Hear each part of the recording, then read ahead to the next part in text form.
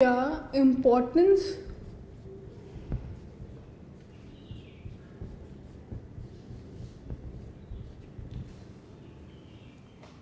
Of supervisor.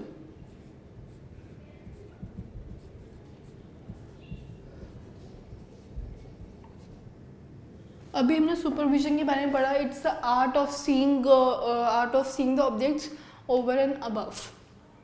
तो supervisor का क्या रोल है, क्या उसका इम्पोर्टेंस है एक कंपनी में, एक फर्म में, एक ऑर्गेनाइजेशन में, अब हम उसके बारे में पढ़ते हैं।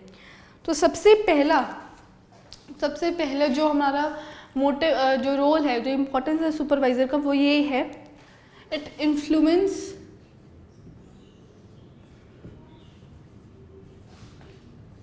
ह्यूमन बिहेवियर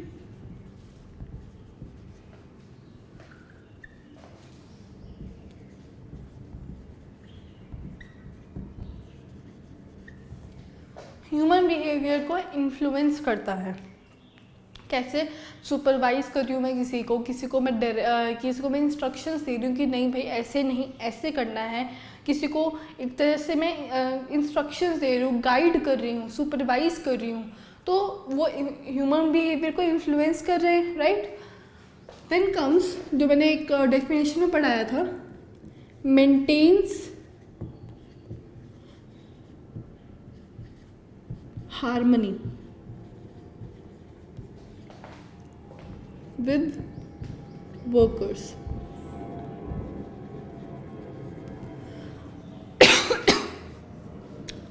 अगर एक सुपरवाइज़र का रिलेशन वर्कर्स के साथ अच्छा नहीं है, वो सुपरवाइज नहीं कर पा रहा है, वो उन्हें अच्छे से गाइड नहीं कर पा रहा है या उन्हें मोटिवेट नहीं कर पा रहा है, तो वो एक हार्मनी वाला रिलेशन नहीं बना सकता वर्कर्स के साथ।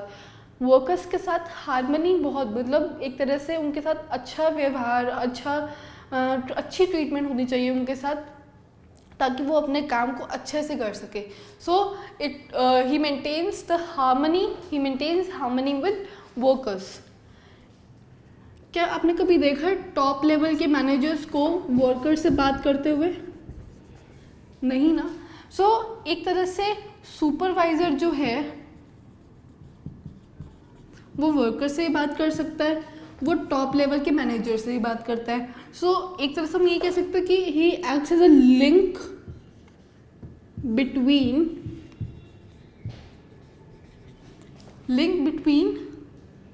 Superiors and workers.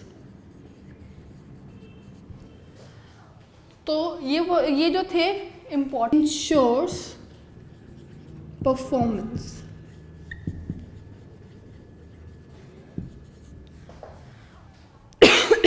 एक सुपरवाइजर का काम होता है परफॉर्मेंस, जो वर्कर्स परफॉर्म करते हैं उनको इंश्योर करने की भाई ये काम बिल्कुल सही से हो रहा है।